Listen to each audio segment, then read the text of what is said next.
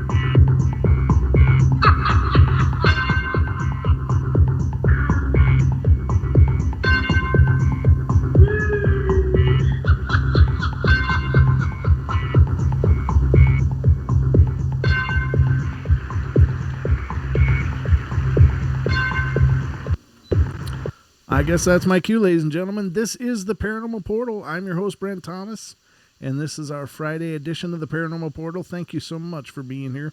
Thanks for keeping me company late into these evenings as we go through the twisted and intriguing world of the paranormal. So, happy Friday, first of all. It's done. The week's over. It's my standard announcement. It's like Wednesdays. We've called our Wednesday episode our Hump Days Eve episode. So it's like Hump Days Eve. That's always a good time. It's like halfway through the week. You're starting to look towards the weekend, and then of course next time you talk to me, it is the weekend. Kind of. I think Friday night counts, doesn't it? So I am just thrilled that you're spending your Friday night with me. That's pretty cool. I can't think of anything better to be doing, but I'm thrilled that you guys are doing the same thing. And I hope it's just not because you have no other plans.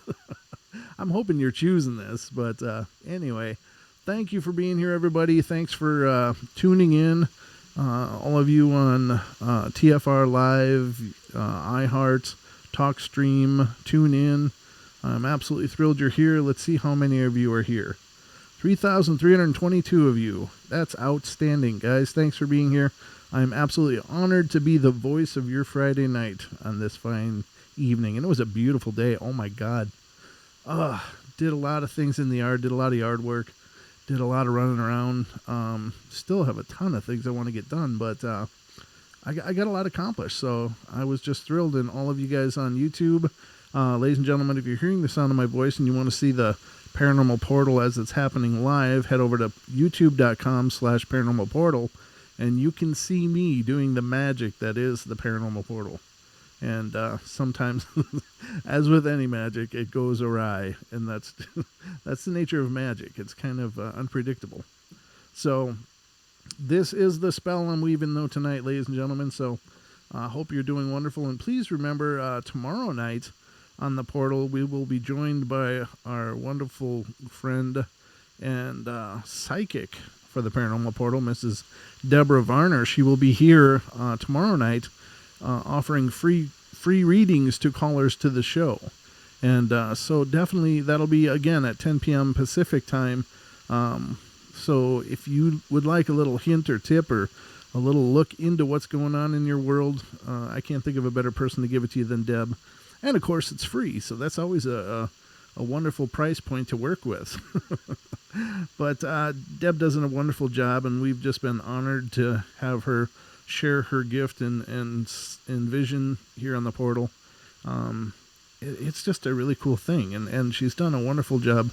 And I said it over and over and over, but I'll say it again. I mean, one of the things that really, I have to admit, and this is just me being honest, whenever you hear the term psychic, it always comes with a degree of suspect, because everybody and their brother waves the psychic flag. Well, I'm psychic. I have gifts, that kind of stuff. And, I've met a lot of people that claim they're psychic, and I believe that we all are. Honestly, I do. So I'm not trying to put anybody down for saying that. I think we all have psychic vision. We all have psychic experiences, and some of us are just maybe more always in a state of on than the rest of us. Like there's a switch inside that determines your psychic vision or ability. And some people are just gifted to be born with that on. And Deb is certainly one of those people. Now, when I started doing the show, of course, I'd met Deb through a Facebook group ages ago, and she and I became friends in this group and chatted a lot. And it just occurred to me, because it had come out that she, of course, was psychic. And it occurred to me, being as I had the portal, you know, it's like you try to think of things to do for a show that will be exciting and interesting and just offer a variety of things that people can tune in for. So I thought, you know what, why don't we try that? Why don't we, you know, Deb, why don't you come on the portal and do readings? And she was like, sure, we can do that. I've never done that before. So she did.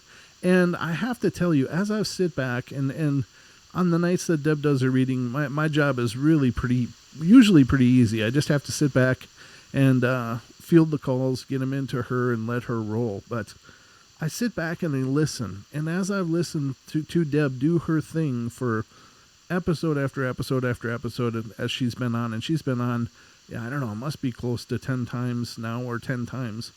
I'm always amazed at the things she pulls out of nowhere, because when she does her readings, ladies and gentlemen, she doesn't do the 20 questions lead you to some kind of answer, kind of psychological, I don't know, script, I guess is the best word, script. She doesn't do it that way. She says, what is your name?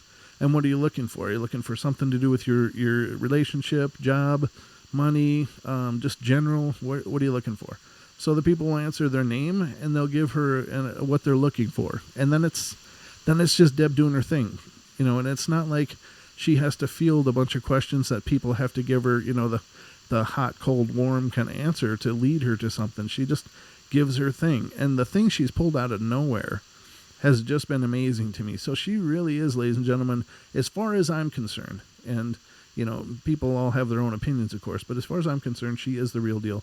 And not only is she a gifted psychic, but she's also a paranormal investigator, which means that she's got two of the gifts that actually absolutely endear me to her. So she'll be on tomorrow night, ladies and gentlemen, and I really am excited to have that happen, because it's been a while since she's been on the show. And so if you want some insight into your life, give us a call tomorrow night. But I would like to caution you, call in early. There's a trend that always happens on the nights we do our readings, and it's just like on a dance floor. Nobody wants to be the first one to dance. But then all of a sudden people will start calling in, and then it just gets nuts. And there's been shows where I haven't been able to field all the calls because, you know, a lot of people waited till the second hour, and then everybody's calling in, and there's just not enough time. So call in early, make sure you get your chance, and I hope you enjoy it. I'm really excited about it. So that'll be tomorrow night here on the portal, ladies and gentlemen. So that, again, will be 10 p.m. Pacific Standard Time, and the call-in number is always the same on TFR, and the phone lines are open tonight, as a matter of fact. But the call-in number is 213-233-3998. Again, 213-233-3998. The toll-free is 833-TFR Live. So if you want to call in using the 833 number, you can. 833-TFR Live. So those are options for you to call in tonight. If you're calling from the UK, the number is 44203-393-2871. Again, 44203-393-2871. And wow, we got a call right off the bat here. So let's see what's going on. Hello, area code 210. You're on the air. Hey. Hi. How are you doing? How am I tonight? I'm sorry. Yeah,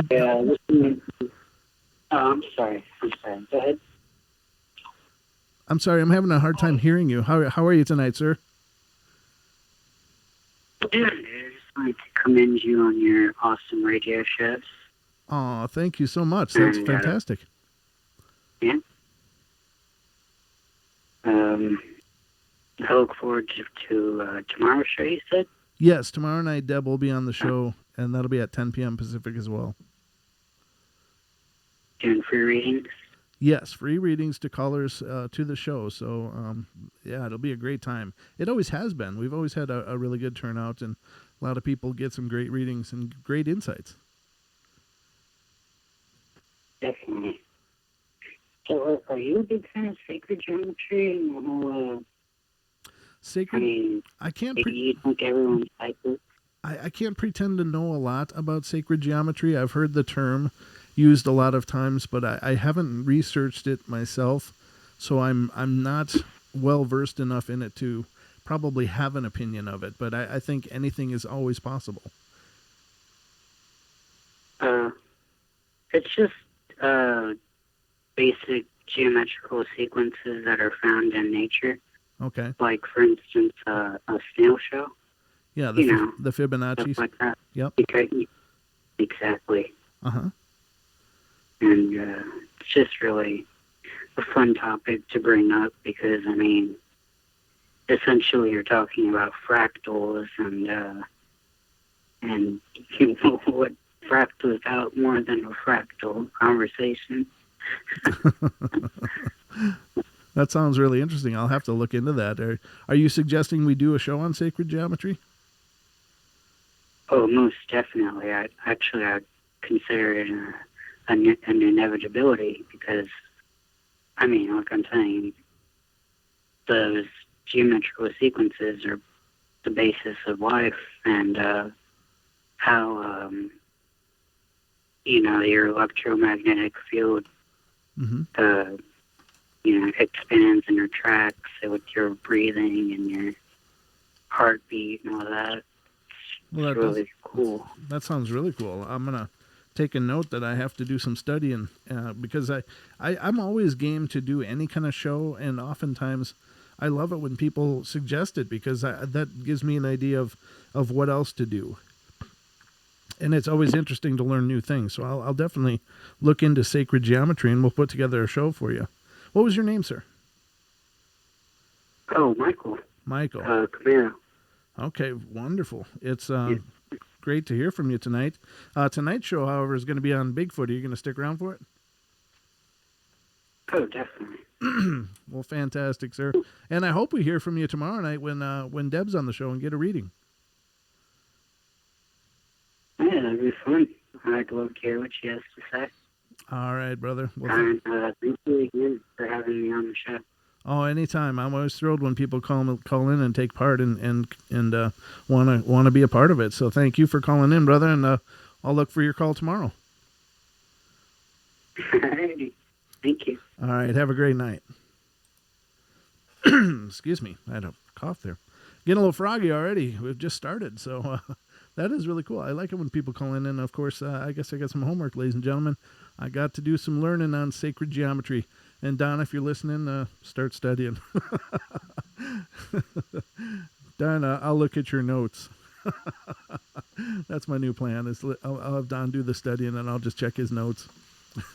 No, I think those kind of things are really interesting, and it's really, really pretty profound when nature has, you know, I believe that all things are intertwined and everything is interwoven, and that there's meaning in more than just one direction in life. That truth is presented to us in a multitude of ways, and so sacred geometry to me does sound incredibly interesting, and I look forward to doing some learning and finding some material to present to you guys about that. So thank you very much, sir, for the call and for the suggestion. We'll definitely look into it.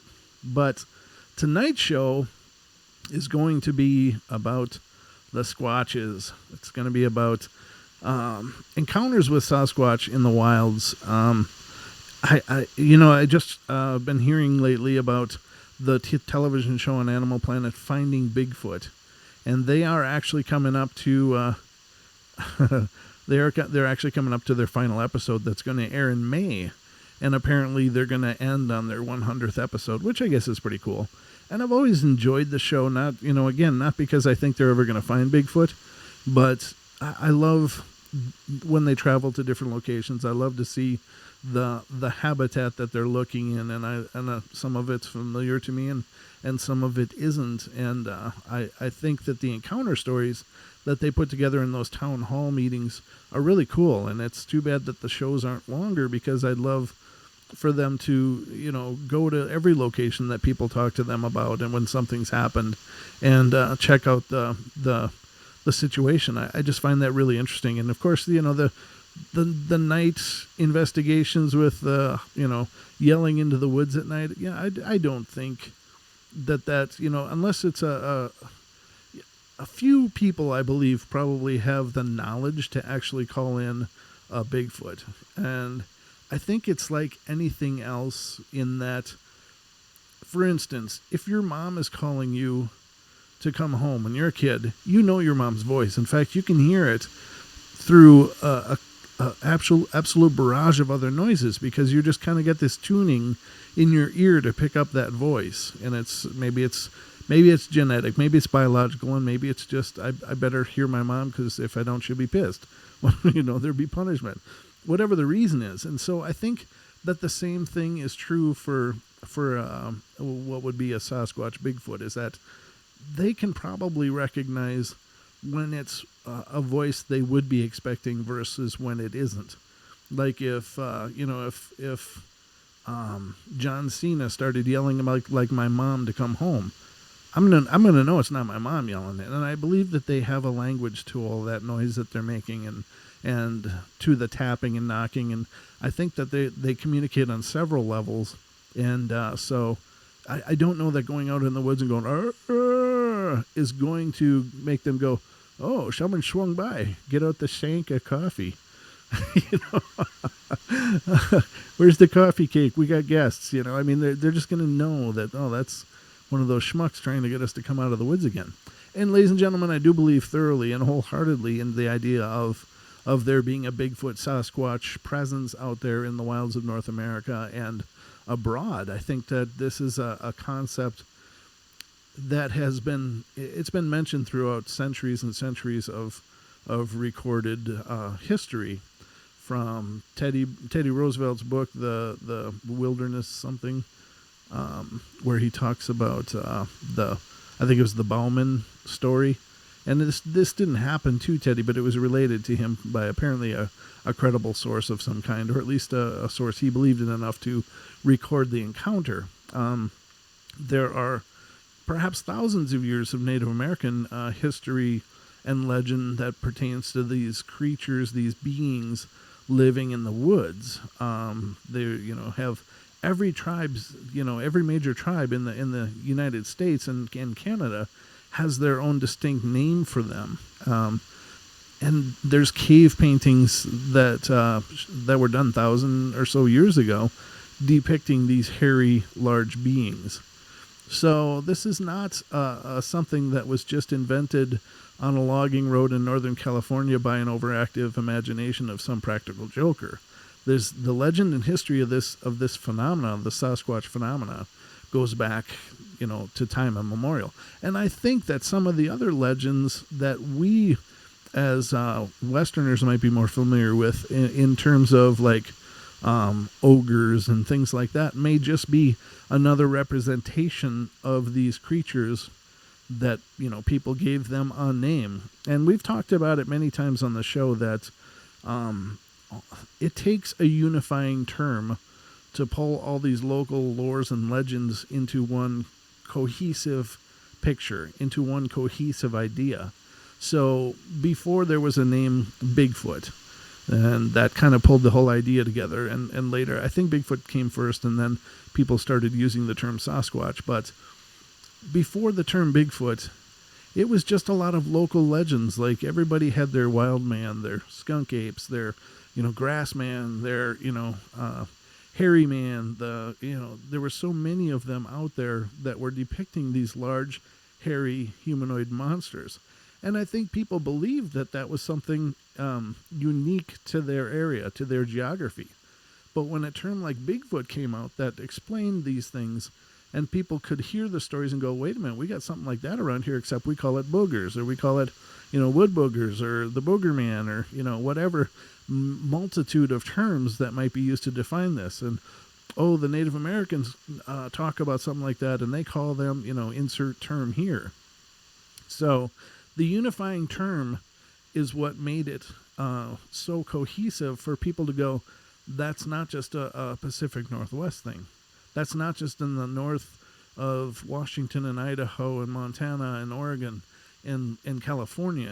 It's bigger than that. It's all over the nation. It's all over Canada. It's even abroad. And even Australia has the Yowie, which is very, very similar in description to our Bigfoot / Sasquatch. And so very interesting. But it took a unifying term to bring that all together so that people could realize how widespread this phenomenon is. And so I think that that's good to note, because these are, not small things. These are not isolated incidences. This seems to demonstrate a very active and widespread biological being that has so far remained elusive to us. And in the show description, I talked about, the skeptics' point of views and stuff, and we'll get into that a little bit, and I'll offer my 2 cents on it. And, I can't breathe as much life into the subject as Bear when we had him on, or Cindy Goodbrake, another, she's a Sasquatch researcher in the area near where I live, and very active in the Bigfoot community. But I'll do my best. It's something that I firmly believe is out there, and I think that it's probably not as fantastic an idea that something so large has evaded people. And again, we'll get into that discussion later, but tonight I'm going to bring you encounter stories of those, and you guys can be the judge. I actually had what I believe was an encounter with one of these creatures, and I've talked about it a few times on the show, and it wasn't a face-to-face, but it was something behind me that growled in such a deep resonance that it shook my body. It vibrated my entire body. And where the area that this happened, ladies and gentlemen, was in the southwest or southeastern part of Minnesota, where I lived and grew up. And it was in the wilds there, and it was, it was out a little bit in the sticks, but not any deeply secluded wilderness getaway. It was close to houses and cabins and stuff like that, but when it happened, I was absolutely shell-shocked, and I was absolutely stupefied, because at this time, what I knew of Bigfoot was In Search of with Leonard Nimoy.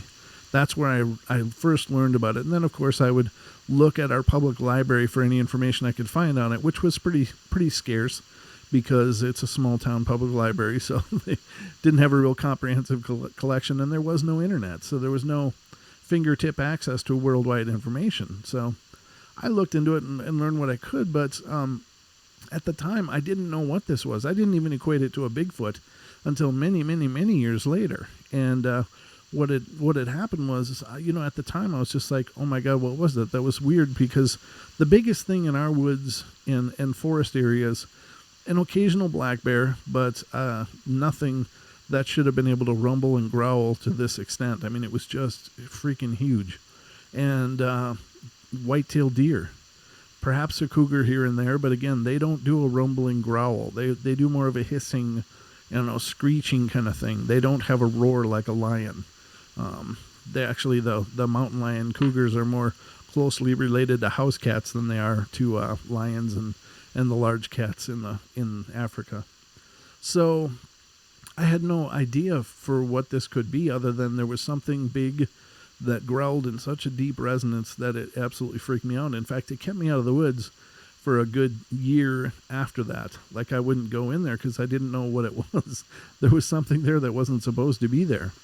And so it wasn't until years later when I started looking into the Bigfoot phenomena, and I would say probably within the last 15 years.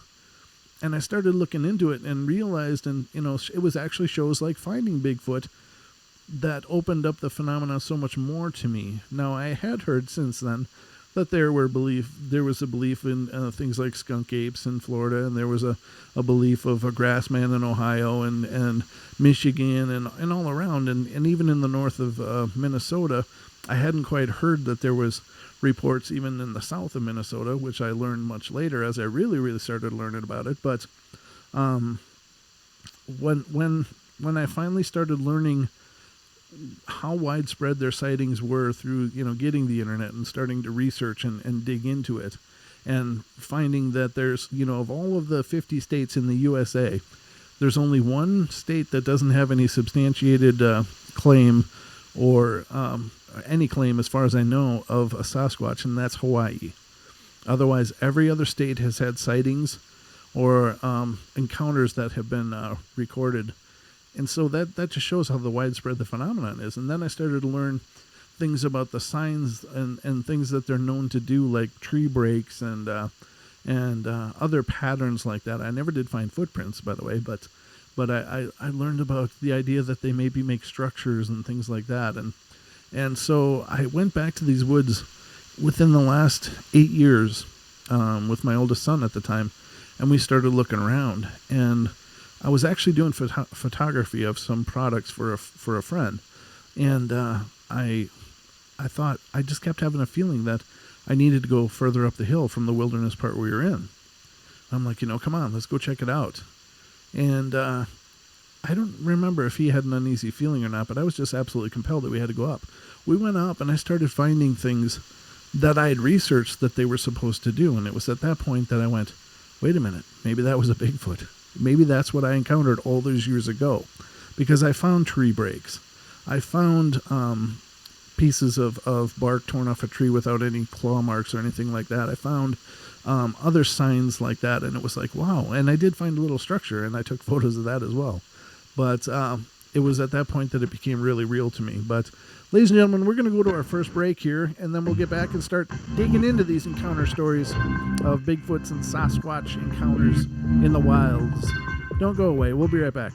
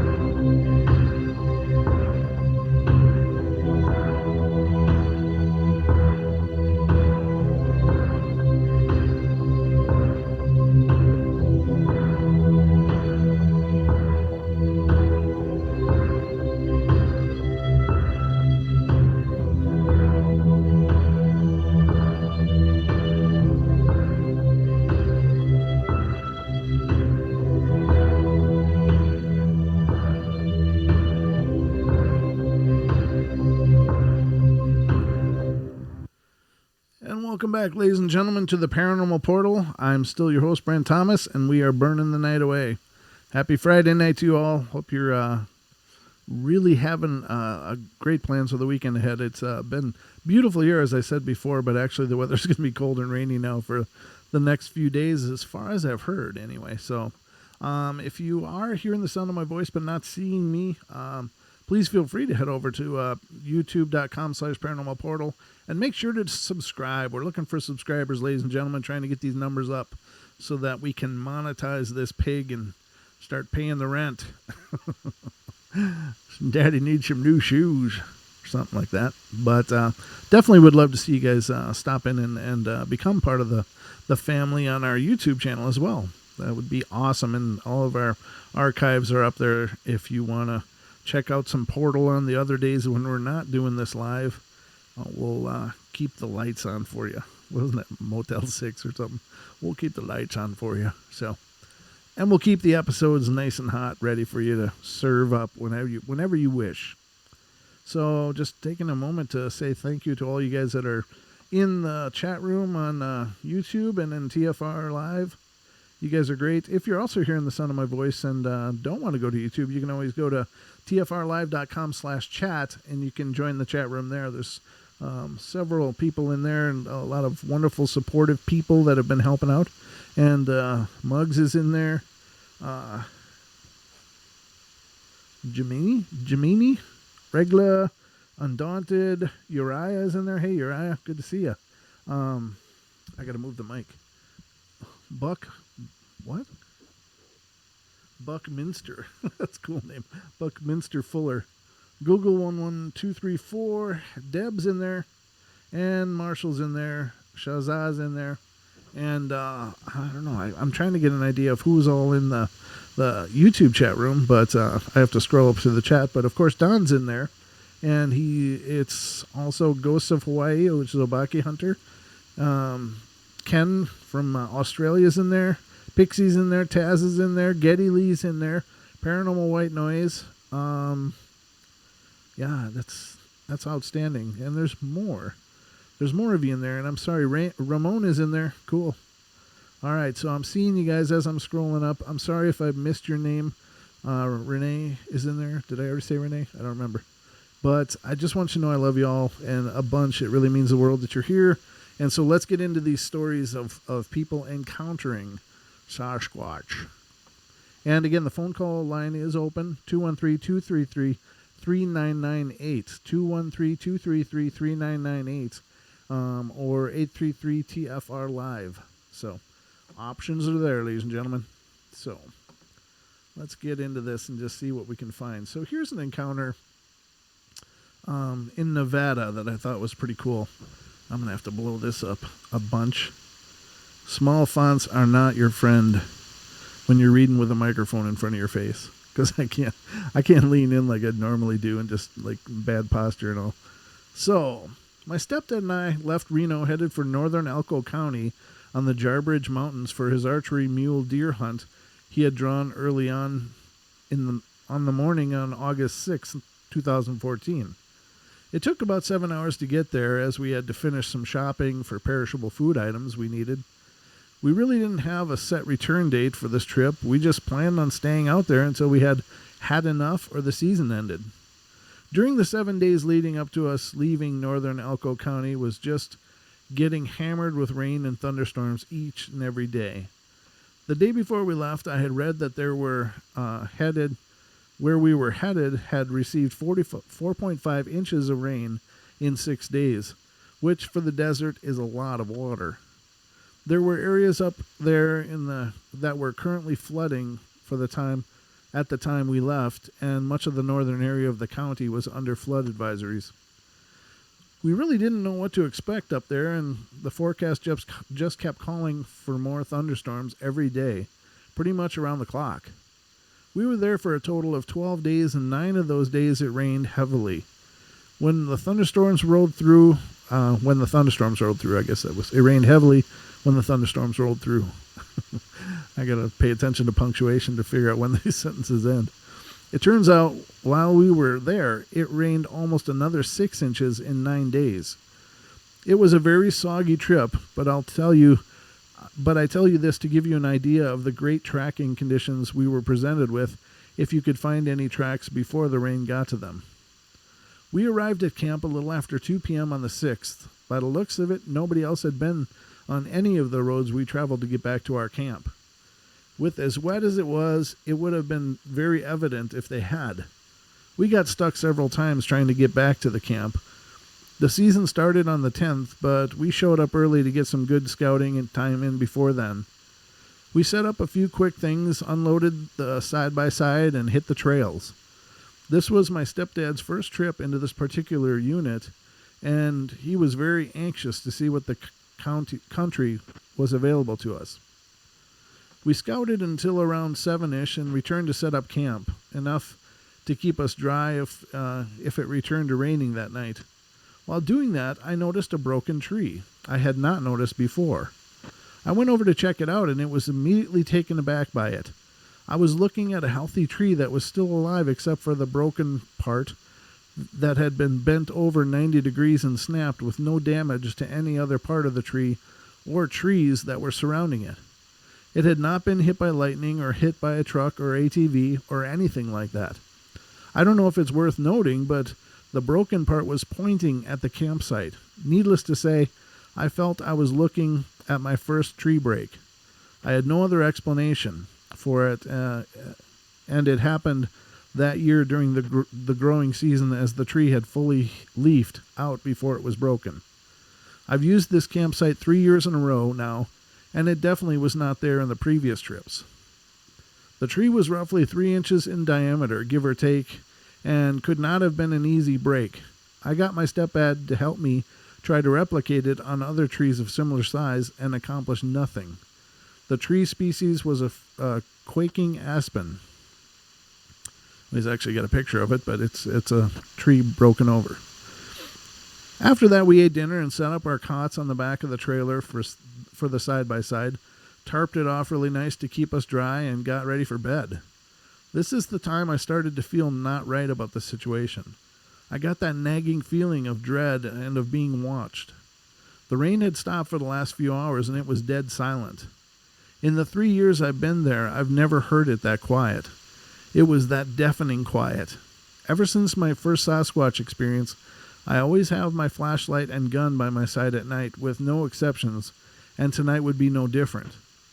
I had left both in the truck, and I realized it right before I climbed into the bag for the night, so I climbed out of the trailer tarp setup to retrieve them. By now we were between 2 thunder cells, and lightning was flashing occasionally, lighting up everything. The truck was about 10 to 12 yards from the trailer. When I reached the passenger side, right as I was about to open the door, lightning flashed, and 6 to 7 yards in front of me was the silhouette figure of an upright standing 2-legged hairy man with a slight conical shape to the head. It appeared that it was going from right to left and not directly facing me, and then it all went black and an eerie thunder crackled. I must have damn near torn the truck door off the hinges. I felt I was moving so fast to get my light and gun. I was freaking out at that point, and I mean see something 20 feet from me and have the lights go out like that and see how calm you can stay. Yeah, good point. Anyhow, I got my light and gun and saw nothing there when I got the light on, which was maybe a second or two later. So now armed, I felt a little braver and walked over to the road I thought I saw it on, and did find some tracks going from right to left. The trouble with that, though, is that we had walked all over that area, and they all looked very similar with no definitive toes. It was just all a bunch of mushed-looking prints because it was beyond muddy. Most areas had no firmness left to the dirt and mud, and it was just a boggy mess. So I half convinced myself that I'm seeing things from the long day I've had, and I'm letting that tree break get into my head a little too much. I walked back while scrutinizing the entire 360 degrees around camp very carefully with my flashlight and climb into bed. I'll never forget looking at my phone to see the time when I climbed up into my sleeping bag. It was 9:02 p.m. I shut the phone off and laid there thinking about where and what I might show my stepdad the next day. What began to happen next is what turned me from a complete skeptic to a complete believer of the Sasquatch.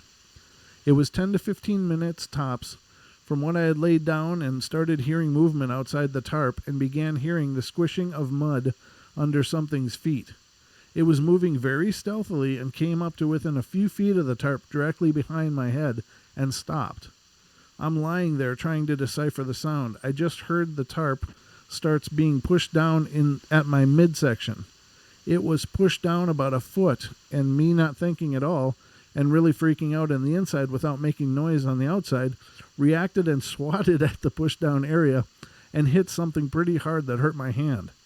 The tarp went back up immediately, and what was standing there shuffled back and smacked the tarp directly behind my head, causing me to let out an "ah" sound, and I subsequently rechambered around into my Glock 45. Before I go any further, let me tell people now that my stepdad was on the same trailer about 8 feet from me, lightly snoring from time to time, and that he is probably the soundest sleeper I've ever met. I'm convinced he could sleep through a house burning down. Just had to check something. And carpet bombing a block away. The way we had the tarp set up was like a burrito, with his end tied closed and my side being the open end to climb out of. So now I'm lying there with my gun ready after it slapped the tarp behind my head, and it goes dead silent. I'm not sure how much time goes by during those silent periods. It could be as much as 5 to 10 minutes. But I soon hear the one behind me move a little and hear more coming up to the side my stepdad is on. I know there was 2 of them that came up on his side because 2 opposite corners of the tarp began getting pulled on at the same time and smacked around. All the while, I still have the one behind me, and my stepdad is happily asleep. This is the point where everyone always asks me, why didn't you wake up your stepdad, and why didn't you just start shooting? Well, I was trying to wake him up. I would call out his name as loud as I felt comfortable, because when these things heard you, it would amp them up, and they would shake the trailer and and pull the tarp. Now, as far as shooting goes, I wanted to in the worst way. However, I couldn't see what I was shooting at, and I only had 13 rounds on me and left the other clip in the truck. Knowing there was 3 of them outside didn't feel shooting would accomplish anything except maybe getting both of us killed. I felt the gun probably wasn't big enough to do the job unless I had a clean headshot or 2, and it was almost pitch black with the moon just starting to rise. Not to mention it had a man asleep that had no idea anything was happening.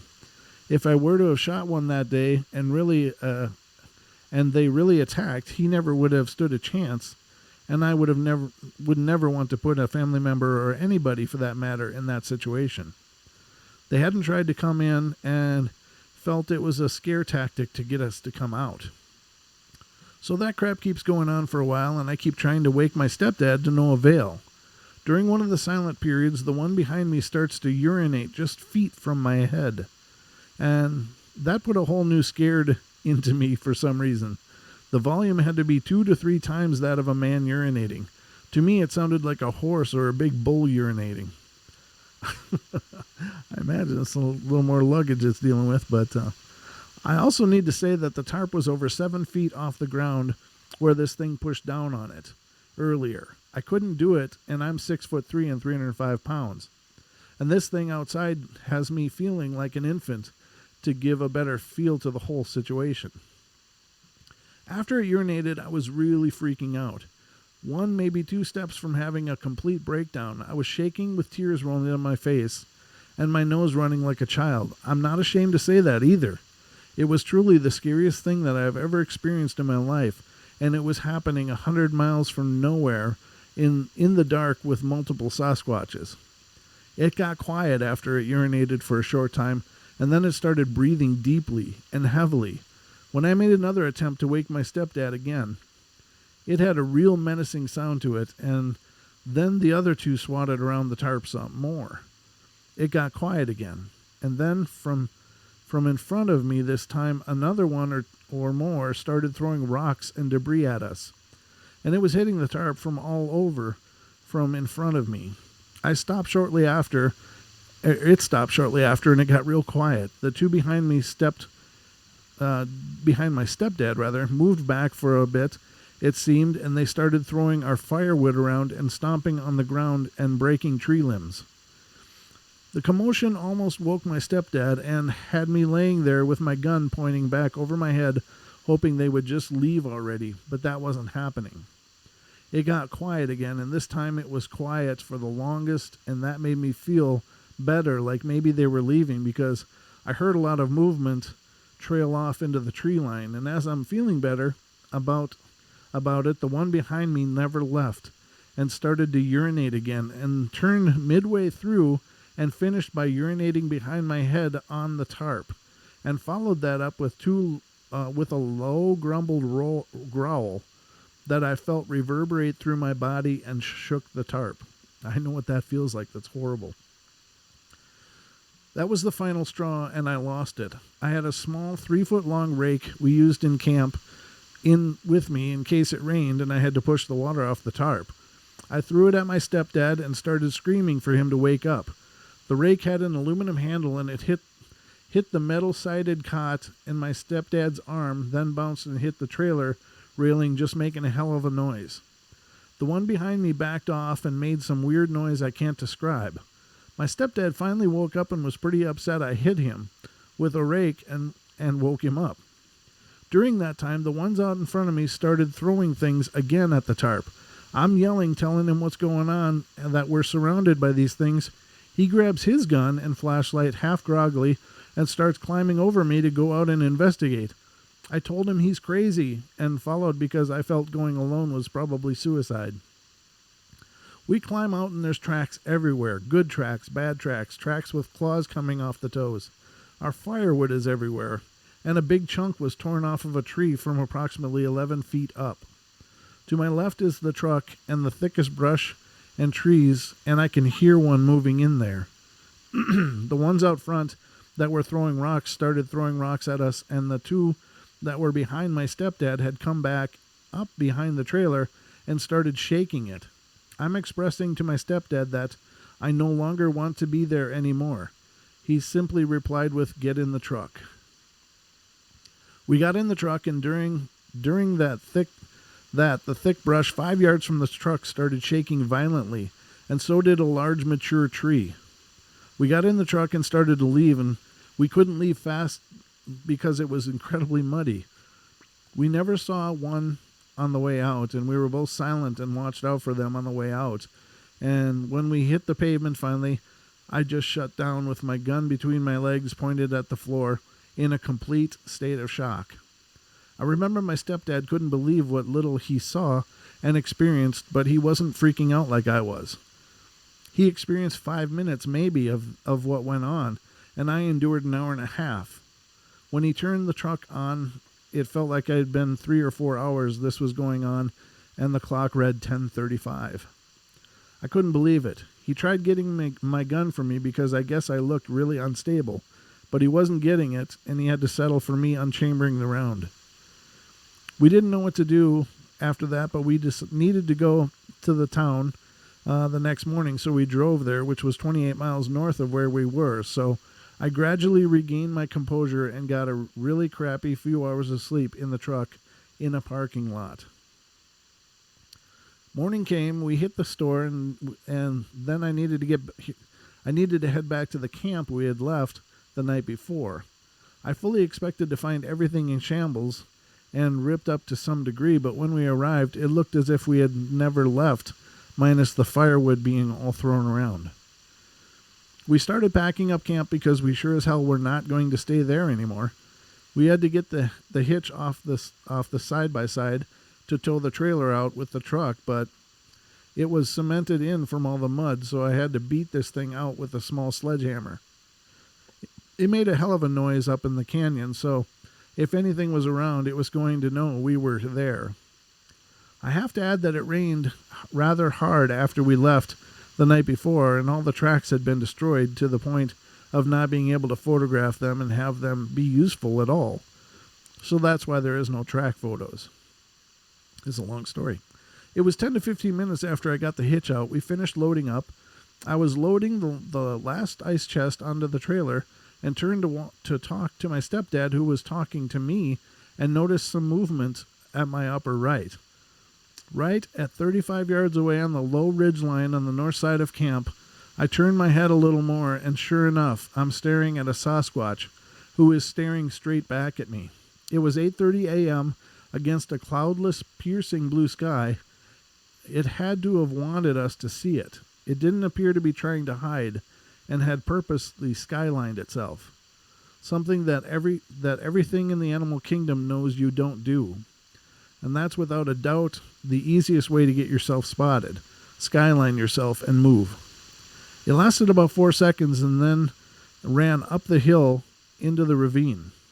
This thing was fast and always stayed really low to the ground. It had a burnt auburn cinnamon-colored hair that covered everything I saw on it, which was from mid-torso on up. It had thinner-looking hair on the chest and thicker on the arms. I would have to guess the length at 4, maybe 5 inches. The face had a wide, smashed-down looking nose with a piercing, dark eyes that looked recessed back into the head more than you or me. The exposed skin on the face was lighter colored than the hair, with a slightly darker buckskin kind of coloration. It didn't have a mustache and had a low, wide mouth and jawline that seemed very robust, with a slight conical-shaped head that seemed to come directly out of the shoulders with no visible neck. It had very wide shoulders that were probably 2 or more of me, with very large pectoral muscles. This was definitely a male. I can't really give a good height estimate because it seemed to be squatted down throughout the sighting, and even when it left, I felt it was severely crouched or running on all fours. 7 to 8 feet or bigger maybe. I am really not sure. I did see a hand when it turned to leave. It swung its left arm above the ridgeline, and you could clearly see 5-fingered hand that was quite large. I was the only one to see this, as my stepdad had his back turned and only turned quick enough to see the sagebrush moving that it had hit when it ran. We promptly got in the truck and left after that happened. We left and headed for a Forest Service campground that was about 8 to 10 miles away. We figured we had obviously set up camp in an area that seemed to be important to those creatures, so we went for something that had been a designated campground for tens of years already, hoping that they would stay away. It didn't work, but they didn't get that angry attitude they had before. There was a few exceptions, but they were way more docile with us in our new spot. I don't remember the order in how the nights played out, because we spent 10 nights total there, and I wasn't documenting the events, but I can give you what happened when they came around. I look at that. I got 2 minutes till break. Ugh. First night was quiet. I couldn't sleep for obvious reasons. The night of the 8th, I was feeling a lot better about the whole situation, as our buddy Mike was joining us for the next 7 days, and he has been hunting this particular area for the last 42 years and knows the area like the back of his hand. Having 3 guys in camp was just a good confidence booster, because Mike was a light sleeper like myself, and there was one more with a gun in the mix now. Mike arrived just before sundown on Friday the 8th. We got him all set up in camp, ate some dinner, and filled Mike in on what had happened the night of the 6th and morning of the 7th. He thought we were pulling his leg, but quickly realized the seriousness of what we were saying, as we were not joking and very adamant about what we were saying. Mike is one of the few people I told of my first encounter, so he thought we were joking about that, because who does this crap happen to twice? Anyway, my stepdad went to bed, and me and Mike sat by the fire talking about the other events. After a while, we started hearing noises a little ways off and let the fire burn out, because the moon was almost full and you could see 1,000 times better without the fire. Anyone who spent some time under a full moon with no canopy overhead knows how bright it can be by the full moon. You can literally read a book by the moonlight if you wanted to. The noise kept creeping in closer and got that distinct bipedal signature to it. Mike couldn't believe what we were hearing. I'm not going to be able to finish this whole story, but I guess we can come back to it. But it sounds like the major event was at that other campground. where they were camping, which was not a designated campground. There's those all around up here on logging roads and stuff. There's these little, I don't know, they're just little places you can pull off that you can see people have camped at, but they're definitely not designated camping areas. We have those up here too, but very surprising story though. That had to have been absolutely terrifying. And if you pay attention to that story, we're going to reference it later, but you can feel the anxiety this person felt just experiencing that. And I'll clue you in a little more on that when we come back. So don't go away, ladies and gentlemen. We're heading to the hour break here on the Portal.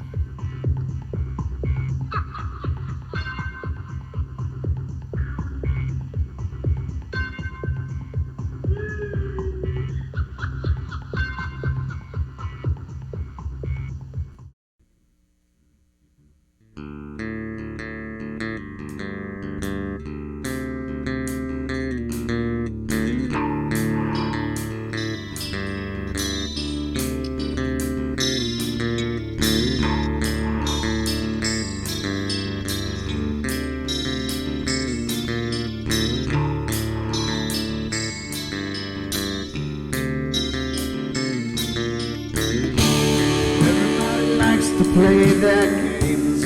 Everybody loves to place their bets.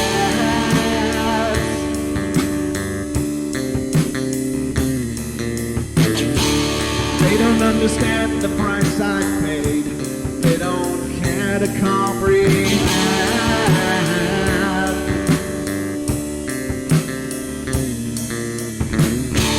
Trace their lines upon my body, flipping scars across my heart.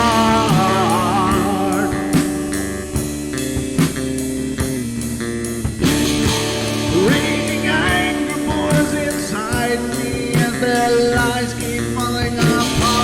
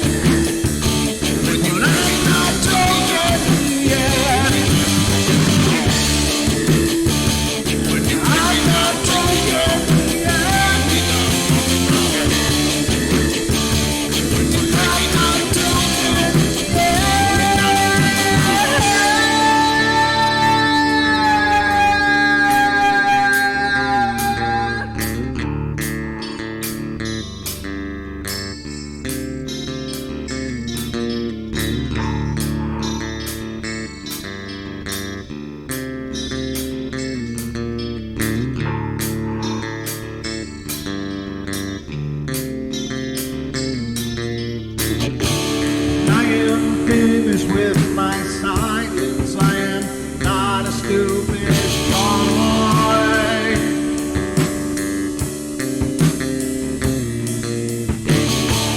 No more breaking me with kindness, just you dance upon my joy.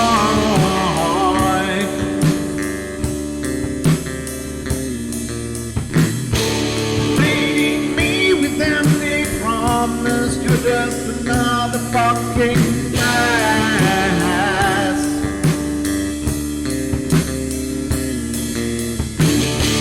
Taking off the slice of my sanity, just make sure that you're well fed.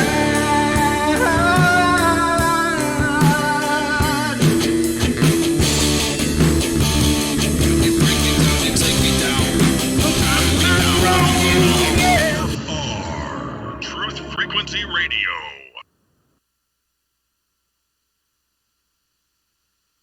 This looks extraordinarily bad. They linger in a perpetual dream state, a nightmare from which they cannot wake.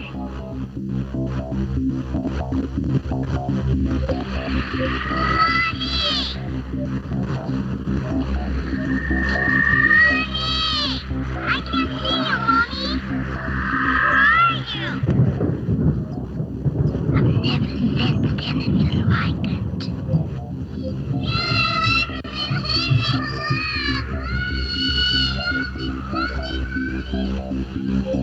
Carol Ann is not like those she's with. They're attracted to the one thing about her that is different from themselves. Her life force. It is very strong. It gives off its own illumination. It is a light that implies life and memory of love and home and earthly pleasures. Something they desperately desire, but can't have anymore. Right now, she's the closest thing to that. Poltergeists are usually associated with an individual. Hauntings seem to be connected with an area. A house, usually. Poltergeist disturbances are fairly short duration, perhaps a couple of months. Hauntings can go on for years.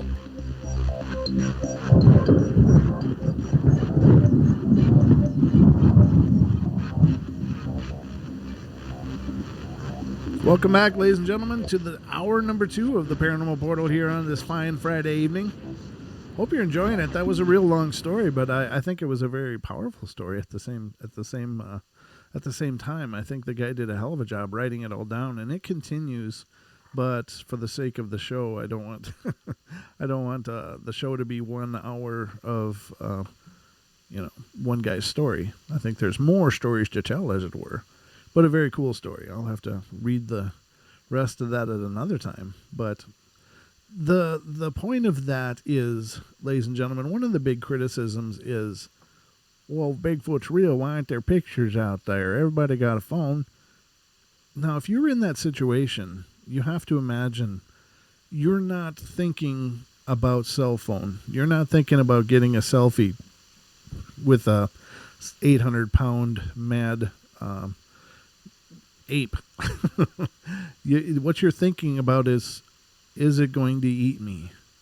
I mean, that has to be what goes through your mind in a close encounter like that. You have to think, how mad is this thing going to be? It's like if you see a grizzly bear walking anywhere near you, I think if you don't already have a GoPro rigged on your body, all you're thinking is that you just appeared on the menu, and how hungry is this bear?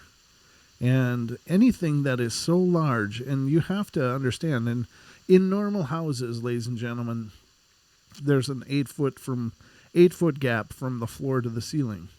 Now imagine something filling all of that space up from floor to ceiling, but being built like the Incredible Hulk, and definitely not happy to see you.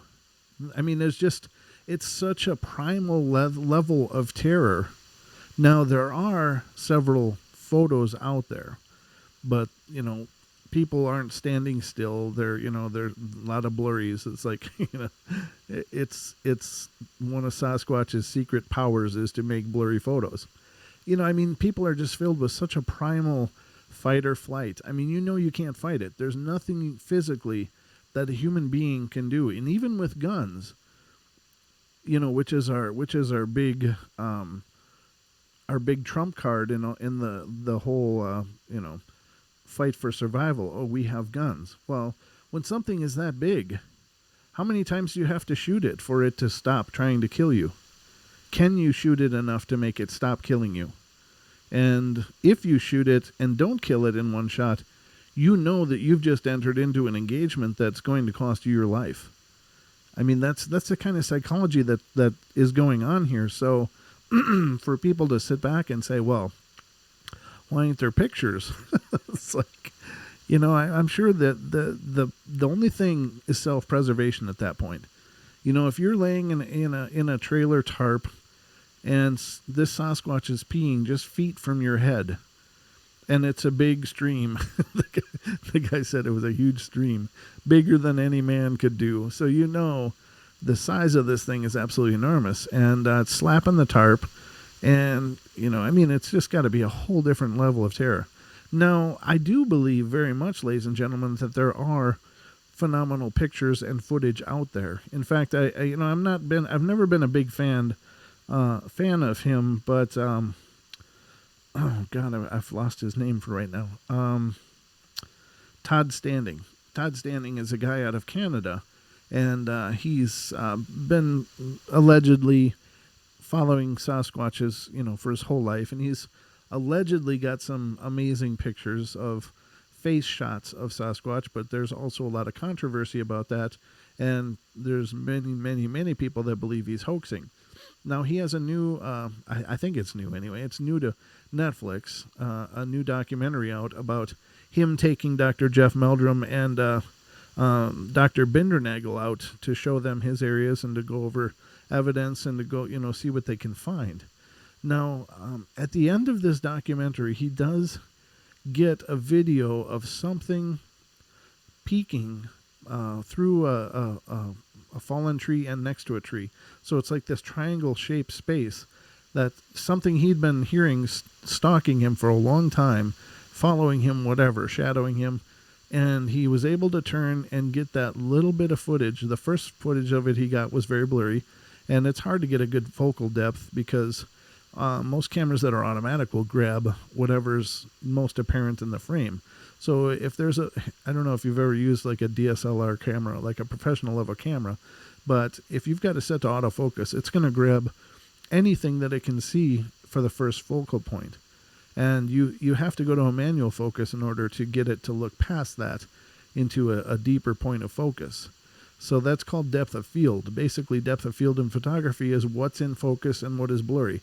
A lot of photographers, myself included, when I do shots of like my son or my wife or whatever, I put them in focus and then I make, I have a narrow depth of field, like a 1, f-stop 1, so that everything behind them looks like almost like an oil painting, real blurry, and it looks really cool. So they aren't crisp in focus and everything behind them is not. But if you have a camera set for a low depth of field like that, it's going to have a real hell of a time getting a focal point. Now, even point and click stuff like cell phone cameras, if you ever use your iPhone or whatever camera you're using, you have to hold it and let it figure out what should be in focus. So it frames it with this little square and it turns either green or whatever to show that it's finally in focus because you've, aimed it at this and it's figuring that face is what you want to grab. So there is not a lot of cameras that you can just pick up and click and it's done. Click, it's done. You have to hold that focal point so it can grab it and put it in focus. Now, again, I do believe that there's fantastic video and photographs out there, but people are holding on to it for either they're waiting to capitalize it themselves. So in other words, they're putting together their own project to get their name out there, or they don't want any acknowledgement for this at all. They don't want people coming around where they live and searching for Sasquatch, because they can show conclusive photographic evidence. So they may bury it. They may just show a few close friends, or they may never show anybody. So it's the gamble, but it's not a leap of faith to me that there isn't great pictures out there, because again, in the situation you're thinking about, am I dying? Is this when I die? And in the case where people have got good photos, do they want the hassle that comes with being the person who took the picture? And I'll tell you this, I'm sure, and this is probably the case for many UFO footages and photos out there, is that the first thing people go for is, oh, that's fake. Oh, that's fake. You've got to deal with a whole sea of trolls that want to sit at their computer and be experts about everything. And do you really want that hassle? So, again, it doesn't surprise me at all that there isn't a lot of... that most of the photos out there are really crappy, because if somebody had the presence of mind at all to grab a camera and go, oh my God, look at that, and took a picture, my hat's off to them, because that's already a Herculean effort in a situation like that. So, the criticisms are easy for somebody in their living room to say, but if you're in a situation like that, that's a whole different reality. And so, again, the same could be for ghost hunting and for any kind of paranormal investigating. When you get in those situations, when you deal with that adrenaline, when you deal with that heightened sensitivity and that heightened awareness, and your blood pressure's just skyrocketing because you're dealing with something absolutely terrifying, to maintain yourself and your composure in a situation like that and collect valid evidence is just an incredible feat of willpower. So, but again, all these people sitting at home are experts about this stuff and can cast aspersions at will because, of course, they could do better. My response is then go out and do better. Then go do it. So that's my 2 cents on that. Now, is it possible there's a large undiscovered primate in North America and other areas? Absolutely. Absolutely it is. And in the area that we live in up here, Don and I live in, and Julie can attest to this too. She's in the YouTube chat room. There is miles and miles and miles and miles of wilderness out here that the only thing they have is game trails. They might have an old logging road that barely exists, or it might be in such terrible shape, but generally people stick to their communities. Now, also in this area up here, there's a lot of people that are outdoorsmen, but you're talking about a being that survives, and it has survived this entire time by choosing our absence. Very, very consciously, it decided it doesn't want our presence in their world. And this may stem from, and I think it was Lloyd Pye that brought this up, that this is probably established tens of thousands of years ago when we were competing as a primal entity in this earth. We were competing with these other types of creatures for the pristine ground, for the best land for farming and for, game and all this. We went to battle for those things. We probably fought these things in our distant past in order to establish these prime real estate as our own. And as a result, these things were pushed into the deep wildernesses, into the mountainous regions where nobody really wants to go, because that is what they chose to do in order to maintain their own survival. And so they became acclimated at this. They became adept at surviving in these situations where we can't. We simply can't. If you watch Survivor Man with Les Stroud, I mean, he would go out and, he could make it work for, a day, maybe even a week, three, for a period of time. He could make it work. But all the time he was coming back, he was about 15, 20 pounds lighter than when he went out there. I mean, he always lost weight. He always had to go through this real period of reconstituting his body to what would be a healthy weight and state of being. Because being out there, he could make it, he could survive, but he was not able to thrive. These beings are living in these areas. They are absolutely physically superior in every way to us. They run. There's, as Bear was saying, there's a guy on the four-wheeler that had one chasing him, and he was doing about 45 miles an hour, and this thing was keeping up, pace for pace. That's 45 miles an hour. They have been witnessed, allegedly, not by me, allegedly witnessed to run down deer and take them down on a run, on a sprint. And so these things are strong. They are cunning. They are running around in an actual ghillie suit. I mean, their hair is essentially a ghillie suit. So if you think of a Force Recon Marine sniper, they run around in the ghillie suits and people don't see them because there's no distinct silhouette for the eye to grab onto. That's what these things look like all the time. So they are physically superior. They are absolutely adapted and for survival in their environments. Those deep, dark, horrible woods is their living room. So people are not adept at these places. We are not graceful in the woods. So is it possible they exist? Yes, because they've chosen our absence, and they excel at avoiding us. Now they do get seen, and maybe sometimes it's oh damn it, I had to migrate over to this area because that's where the family group goes. Oh, someone saw me, shoot. Or as in Bear was talking about, he believes that they might be counting coup, that it's like a challenge for the younger, more immature ones to go see what they can do to the people, and maybe as he says, we're their entertainment. So maybe they get a little close because they're bored out in the woods watching the sticks, and there's not too much sticks are going to do to entertain you.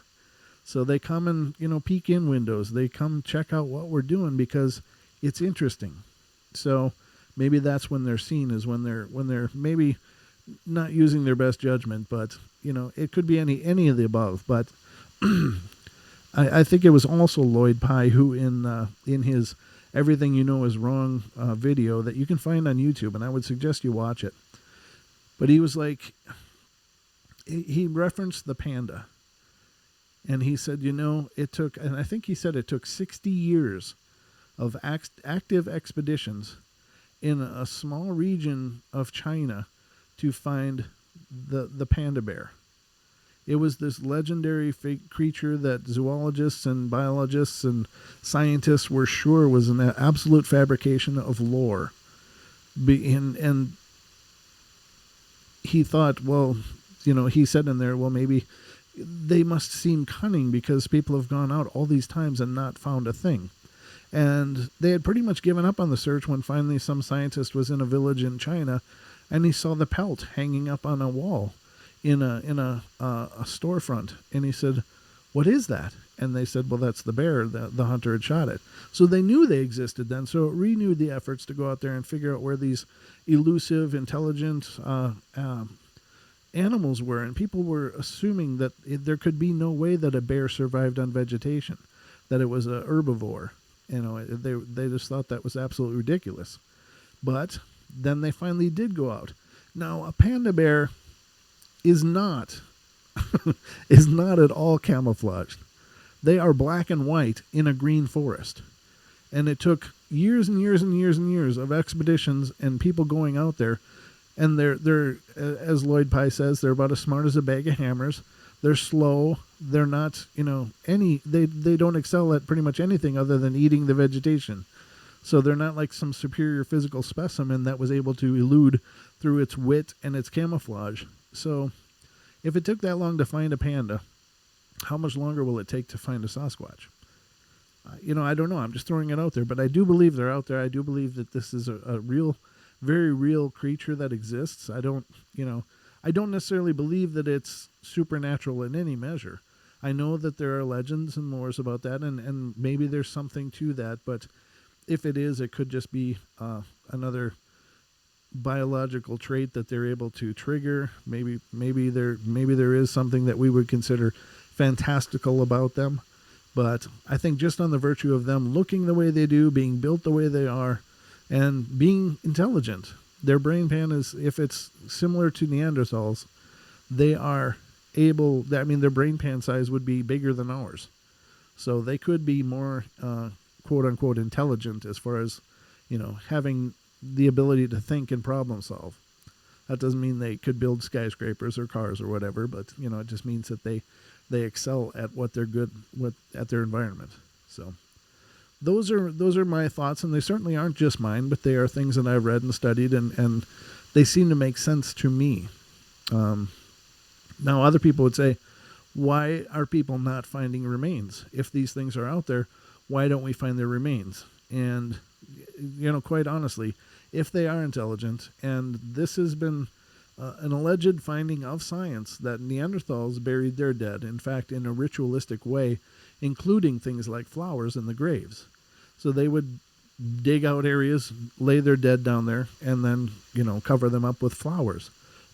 So if a Neanderthal could do that, it's not a real stretch to believe that Bigfoot could also do it. I mean, we do it.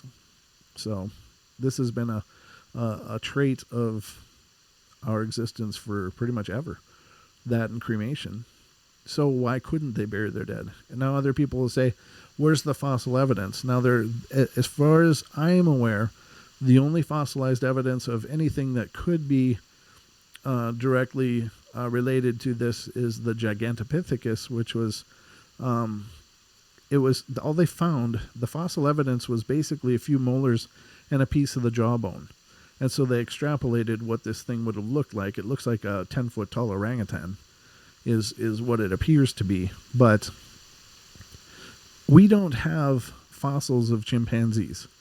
And we know they exist. We know they're here. we have 0 fossils. And again, Lloyd Pye goes into this in his video. It takes a very specific process and very specific conditions to create fossilized remains.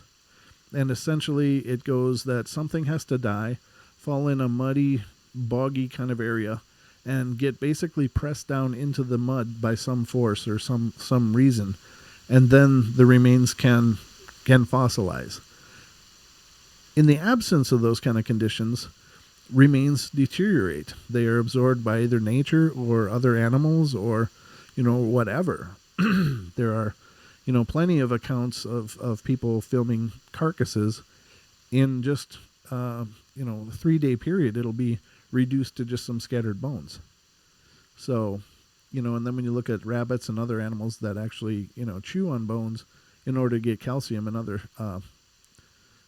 essential minerals, then it's not too hard to believe that even the bones would be consumed if that were the case.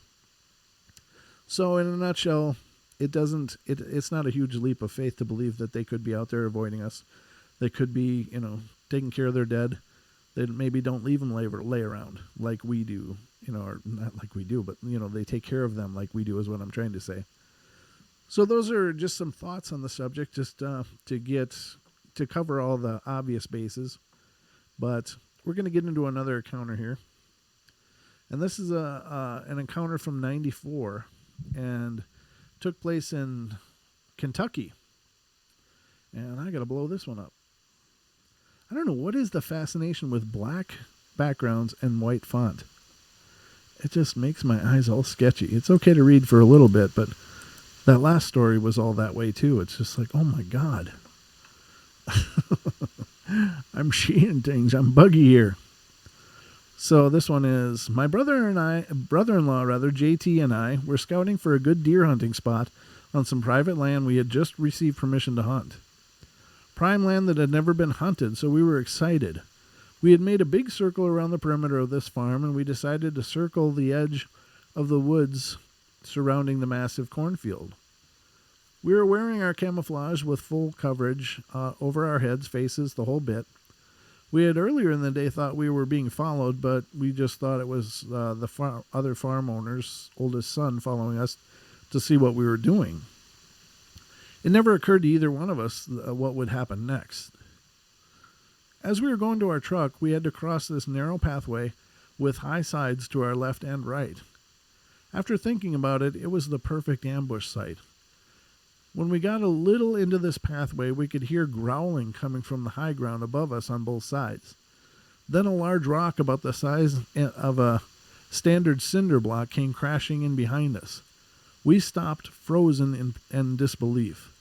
JT asked me if I had heard that, which I gave him the yes signal. At that time, we still had our face masks on, so we promptly took them off, and that's when there was another growl. Only this one was much more threatening. We left without pause and never did go back to that farm. I told the farm owner about our experience, and he affirmed that there had been strange things going on there since he was a small child. He told me of a Bigfoot sighting that his family had encountered only a couple months prior to our event. He told me of this group of things coming into his shed where he had some home-cured meat hanging to cure, and they took it all. He said he fired a shot over their heads to scare them off, but they were not frightened by the gunfire. He moved about 2 years after the year JT and I had our encounter.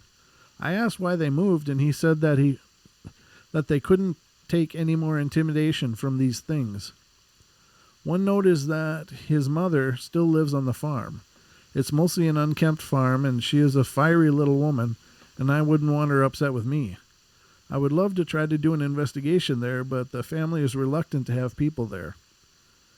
So, very interesting. Again, not all these events are absolutely earth-shattering kind of events, but lobbing a rock from a rise the size of a cinder block is no small feat. That would be pretty sobering, I would think. So I should have called it hunting encounters with Bigfoot, but one of the reasons I named the episode Finding Bigfoot, Bigfoot Encounters in the Wilds, was because of the last episode of Finding Bigfoot coming up in May. And remember, ladies and gentlemen, tune in tomorrow night for our special guest, Psychic Deborah Varner, will be joining us to do readings here on the show, so don't miss it. And if you're listening to the archive, today's date is the 27th of April, and Deb will be joining us on the 28th of April. So if you're listening to a replay, just so you don't expect her when she's not here. Coon Hunter spooked by Bigfoot encounter. Oh, God, small font. Either that or maybe I need glasses. Maybe I'm just getting to that age now where I need glasses. I mean, I wear glasses when I drive and stuff, but man. Or we'll just take a break, ladies and gentlemen. That went fast. We'll be right back, ladies and gentlemen. Don't go away for the last half hour of our show tonight. See you in a minute.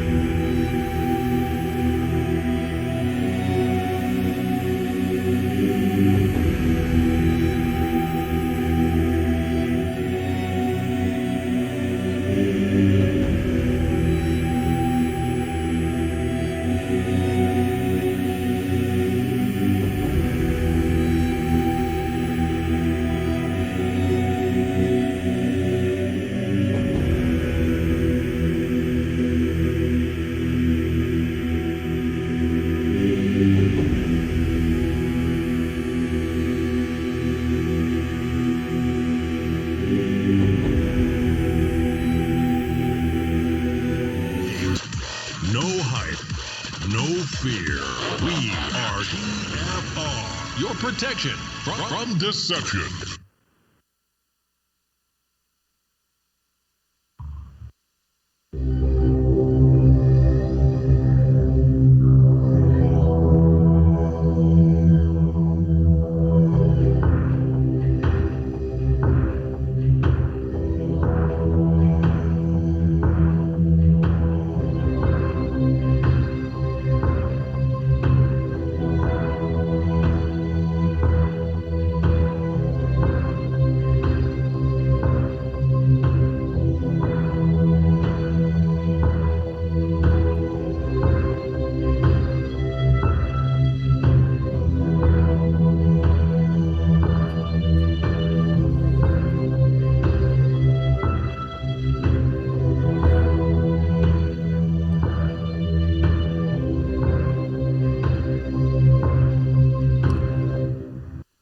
Ladies and gentlemen, welcome back to the Paranormal Portal, rather. I'm your host, Brent Thomas, and we are cooking through the night. It's going fast.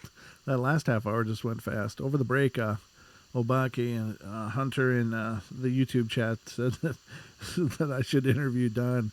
And I was like, I always interview Don. Don, why do you keep saying beans? Oh, it's so funny. And if you don't know what I'm talking about, ladies and gentlemen, watch last Wednesday's episode, which will reference the whole beans thing after the, I don't know, it's about an hour and 15 minutes or somewhere in there. So check it out. Good humor, good times. And which references another older episode. But anyway, Don is my favorite guest. Oh, he adds a whole flavor to the show. All right, the call-in board is open, but I don't know. We're going through the night so fast, and I'm sorry if anybody's tried to call and I haven't seen you. I end up focused so much on what I'm reading and doing that it's sometimes hard to keep track of. So anyway, we'll continue burning through our evening. We're going to go to Coon Hunter, Spooked by Bigfoot Encounter. We are talking about Bigfoot encounters in the wilds, and excuse me, I bought like a gallon of Coca-Cola tonight. It's one of these big bottles. I went to the Don Longbeard School of Purchasing Refreshments, and it has to be in a gallon jug for it to be legit, and that's close. But in the last segment, we talked about some of the skeptical arguments to the whole validity of the Bigfoot thing, and I don't think that... I think there's plenty of reason why there isn't photographs, and there's plenty of reason, why they haven't been encountered or discovered, and there's plenty of reasons why we haven't found remains, and et cetera, et cetera. So this one, we'll get into this coon hunter story. Back in February 2000, a man, an avid coon hunter, came forward and told a story about encountering a creature in Texarkana that sounds an awful lot like Bigfoot. Coon hunter was an experienced award-winning hunter who was licensed to hunt across 3 states at the time of the encounter. He was in Miller County area of Arkansas near the Mercer Bayou. As all good monster stories go, he was with some other hunters until they split up. That's true. Sounds like a movie. The hunting party separated, and his fellows went to search one side of the swamp while he explored the other. Seeing nothing particularly worth shooting, he set about returning to the hunting party's meeting spot. Abruptly, he heard something moving in the flooded timber area, a section of around 8 to 15 inches of brackish swamp water. He called out, assuming it was a fellow hunter, but no one answered. Instead, he heard a deep, gurgling growl and was hit by a strong, putrid smell. That's a bad thing. To the coon hunter's surprise, his leashed hunting dogs, trained to track prey, wanted no part in what was in that swamp and began whimpering. These were powerful hunting dogs that had easily battled animals such as coyotes without flinching. However, they cowered around his legs in fear. Quickly scanning the area, he suddenly realized something was standing behind him. That's horrible. Covered in dark red hair, a creature estimated to be 8 or 9 feet tall towered over him. Its eyes glowed when he flashed his light on it, hissed in disapproval. With a guttural sound bellowing from its throat, the creature bent down, scooped up swamp water, and flung it at the coon hunter. The dogs, reacting instinctively to the aggression, pulled hard and tried to attack the creature. The coon hunter, obviously having a different response than his dogs, pulled them away and fled in the other direction. As he fled, the creature continued to make noises in the swamp behind him. The coon hunter never told his friends when he found them again, but said he's never hunted the area since. The Bigfoot encounter isn't surprising because the area is well known for its association with the Fouke monster, a type of Bigfoot reported as far back as the 1800s. Now, the scent that they're talking about is real common. It's something that comes up a lot in encounter stories where people will smell this fetid, rotting flesh type of smell. And it appears to be a stress response for these creatures, that when they're stressed, they emit this really horrible musky odor that's not unlike a skunk. in some ways. In fact, people compare it to a cross between skunk and rotting meat. So whatever the hell the smell is, it's horrible, and thank God I've never smelled it. So that's the story, and we're sticking with it, ladies and gentlemen. The next one brings us a little closer to home. This is a Bigfoot encounter in Washington State. Here's my story. I wish to remain anonymous. We live in Kitsap County in western Washington. We have a German Shepherd, and our yard is completely fenced in. Our dog lets us know when anything comes in the yard, and she will bite them. We live next to an abandoned house since we moved in ours in 2004. Our neighbor has many outdoor cats that are not well cared for and often starving. Jeez, that's horrible. My wife loves animals, so I put a container of cat food on the fence at night, and this goes on for many months. We live in a wooded area, even though we are close to town. Our house backs up to about 40 acres of undeveloped private property, mostly surrounded by houses with large creek nearby. One early morning in summer, it was getting light outside, approximately 5 a.m. My bathroom window faces the abandoned house where I put the cat food. I got up to go to the bathroom, looked out the window, and saw something that looked like a man with monkey fur. He was standing next to the 6-foot fence in the neighbor's yard, staring in my direction. He had long, white hair flowing from his face, with a circle of hair lining his face, but none on his face. This was kind of an undercoat turning to the color of a deer on the outside. He was staring right at me. He stood completely still, like I wouldn't notice him. I stared at him from a distance of approximately 30 feet and got a very good look at him. Later, I went out to where he was and noticed the wooden fence was bent over. I couldn't believe what I saw, so I tried to forget about it. 4 or 5 months later, my wife and I were awoken about 4 a.m. to screams. They were constant, non-stop screams. After about 15 minutes, we started recording. We have 50 screams on audio. We were standing outside. The dog was scared and wanted back in the house. It was after this that I told my wife about the sighting, and she is skeptical, but I know what I saw. Within a few days after this, I went over the fence into the private property to investigate further, and after making it through thick blackberry bushes, I began finding several nests along with twisted branches. 3 to 4 foot tunnels through the berry bushes. I don't feel like I should be out there as it is private property. I still put food out, mostly cat food and table scraps, sometimes quite a bit of food. It is always eaten. If I miss a night, I will hear scary screaming. I don't know if this is a Sasquatch or not, but when I saw it, it looked as scared as any wild animal would have. Let me know what you think. Well, I think that you are habituating this thing, and you're going to be in a hell of a lot of trouble if you ever quit. That's another thing that came up on the episode where Bear joined us.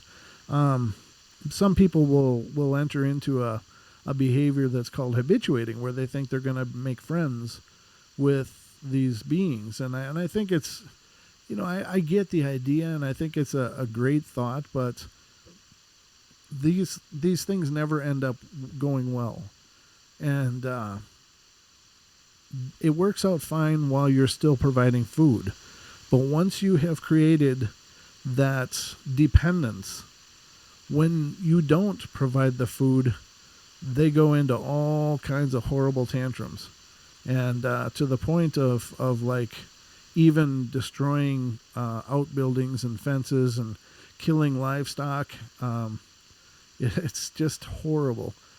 So if you're going to do it, you've got to commit to always doing it until you quit drawing breath, because then I guess you won't care what happens after that. But whoever lives where you do will have to care about it, because once they accept that this is part of where they get food, and they come around and there's no food, there's going to be all kinds of problems. They have horrible tantrums, and as this person said in the stories, on the nights where he forgot, they keep getting awoken by screaming at night. So that's the tantrum starting. And you don't want to get that wrong. I wouldn't encourage it, ladies and gentlemen. You just don't need that kind of problem. And as Bear said on the show, it goes great until what if something happens and you have to go to the hospital? And who's going to do it when you're gone? Because they're going to still expect it. So, truer words have never been spoken. Tourists get more than bears in Alaska. Bigfoot in the campgrounds. Let's see what this one says. It's not a big one. This is real short. My name is Ronald, and I have to say I am still unsure of what my wife and I saw that night in Hyder, Alaska. But whatever it was huge, and it tried to scare us off, I believe. Here is our account of Bigfoot in the campgrounds outside of Hyder, Alaska. To watch the video. I don't want to watch a video. It doesn't seem to have much to say.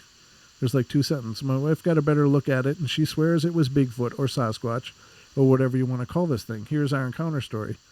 And just so you know, I do not believe this thing really, really wanted us to leave the area no matter what it was. Or I do believe it wanted us to. Oh, it's a video. I'm sorry. I shouldn't have even read that one. I certainly can't share some other person's video, ladies and gentlemen. Now, here's one where cattle gets killed. Oh, God. Is this another watch video? Yes, it is. Oh, I've failed you, ladies and gentlemen. I failed you. I should have known. Let's see what this one is. That's another video. Well, that's totally sucks. Huh. Let me see what else I can dig up here quick. I'm sorry about that, ladies and gentlemen. I ended up pulling up a page that had one story and a whole bunch of video links. That, to me, feels like betrayal right there. False advertising. I would recommend checking out the Todd Standing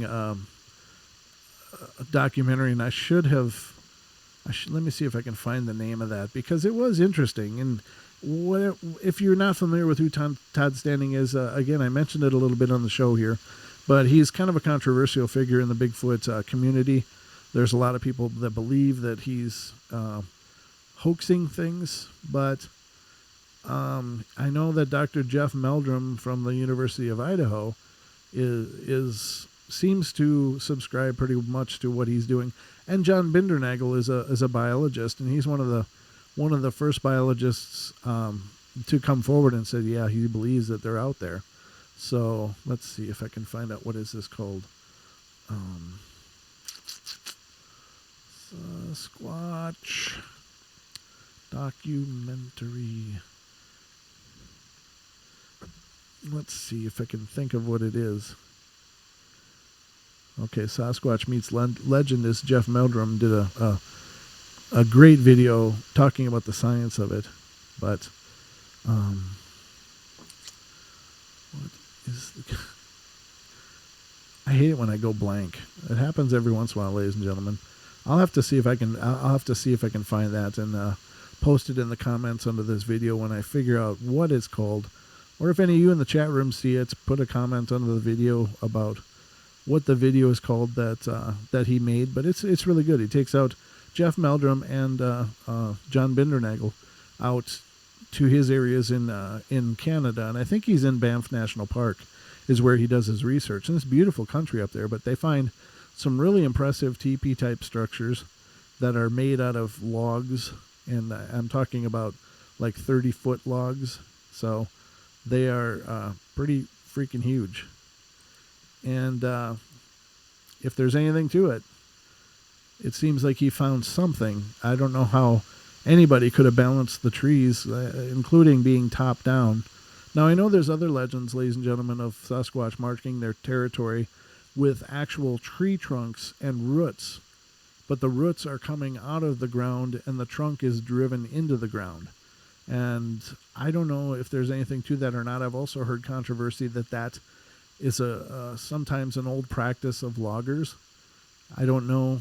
Again, I'm just trying to field all the information that I have because I think it's important.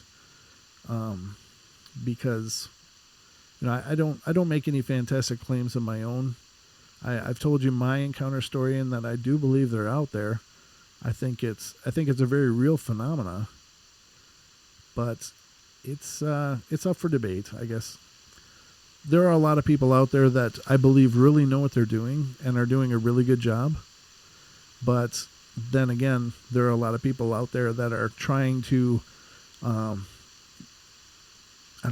trying to get involved in something where they have no idea what they're doing. So here comes one out of Virginia. Let's see what this is. This comes out of Virginia. It's very, very short. And apparently this person submitted more than one to this site. But it says, another sighting at around dusk again. Same area as last time. With my daughter, spotted a 7-foot creature getting up and running with its backside facing us. I got a glimpse of something white, tan color. Huge. A week prior to this, a bunch of coyotes were seen in this area raiding chicken coops. Now all mysteriously gone. Beaver dams broken up as if something was looking for food. Weird howls at night. And there's definitely a Bigfoot here in rural Prince George, Virginia. And that's the thing. They're just all over the place. There's no, I will say this, though, that it appears that the closer to the equator that you go, the smaller in stature they appear to be. And I can't remember the name of the hypothesis for this, but there's a biology hypothesis that as you move away from the equator, the size of species of animals will get bigger.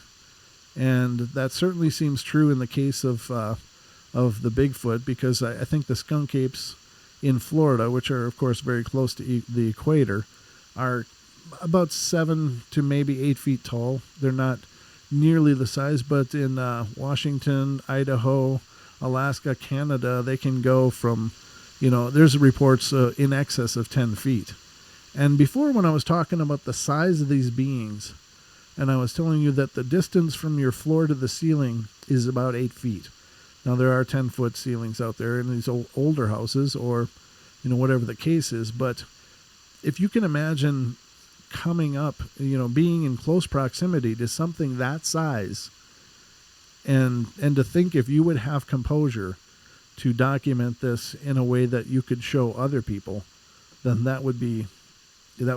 you would be an absolute superhero in my book, because I know that I couldn't. The only thing I would be thinking of is this when I die? Is this when I'm supposed to die? Here's one coming out of Tennessee.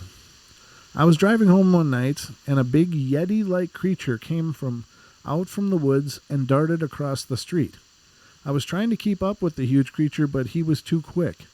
He was about 10 feet tall and was very hairy, and he had a small nose and huge hands and feet. I couldn't sleep the rest of the night knowing I had just seen Bigfoot.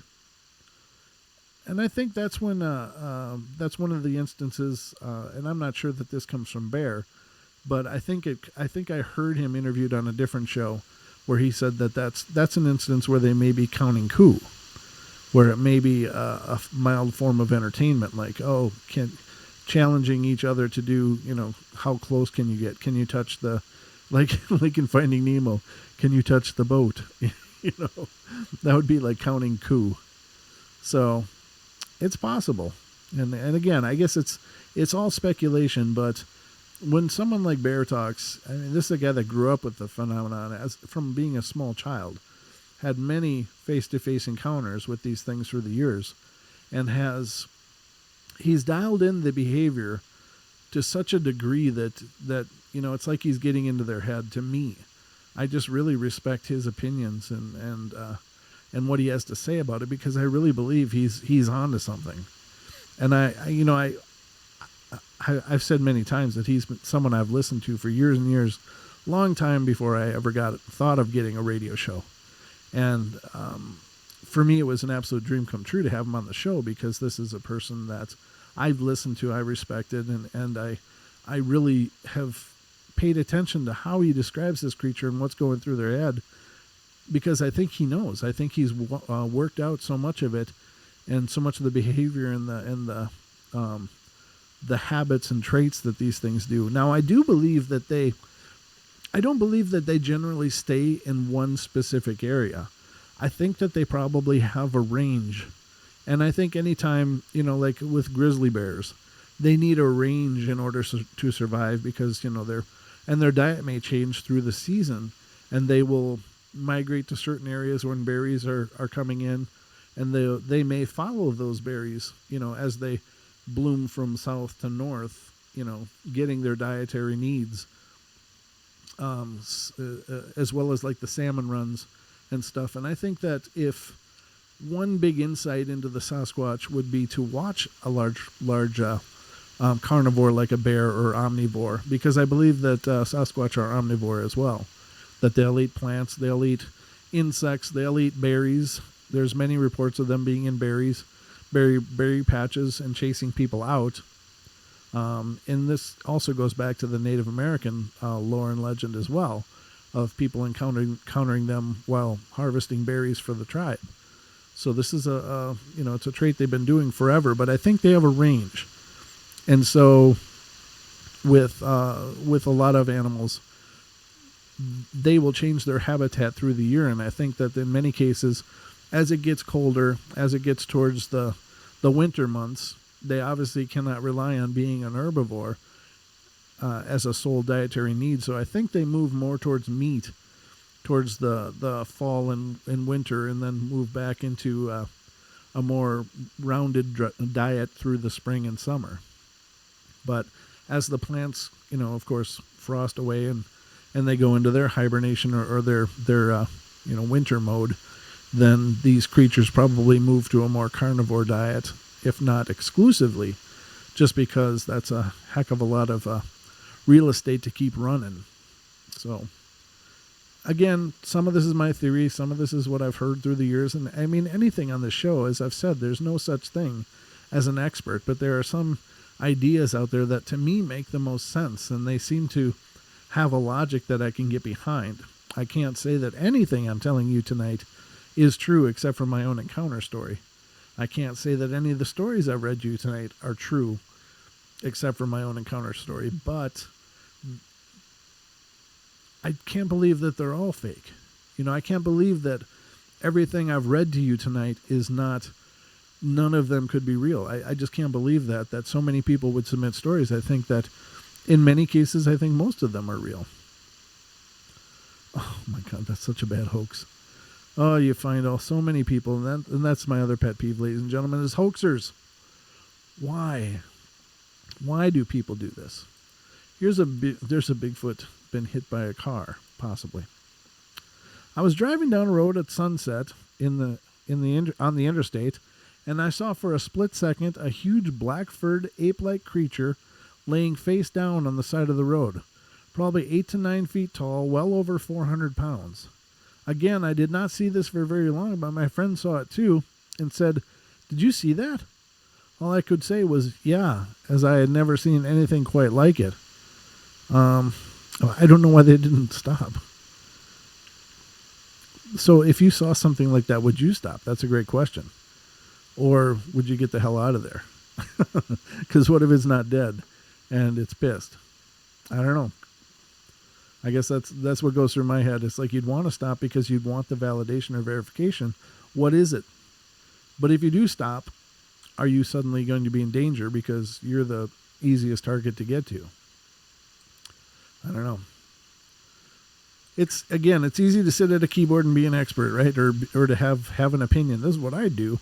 But once you're in a situation like that, it all gets plenty real. A lot of these are so tiny, this site that I was able to find.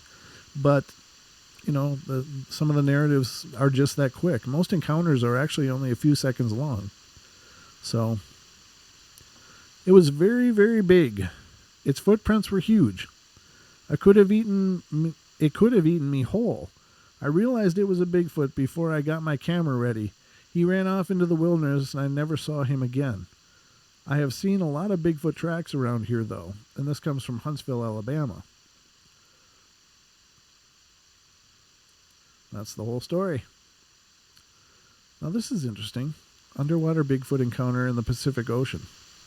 This I gotta share. This I gotta read. Oh, I'm not gonna have time, ladies and gentlemen. we're down to just about the end of the show. Again, ladies and gentlemen, make sure to tune in tomorrow night, as we'll be joined by Mrs. Deborah Varner. She'll be doing free readings for callers to the show. It's a great time. Don't miss it. But if you're listening on TFR Live, TuneIn, TalkStream, or iHeart Radio, please stick around, because Jimmy Jean Into the Microcosm will be coming up next here on TFR Live. So I love you all very much. Thank you for being here. Thanks for sticking around and keeping me company in this late night. I love you all, and hope you have a great Friday evening. Get some sleep. It's late. All right, we'll see you tomorrow night, everybody. Take care.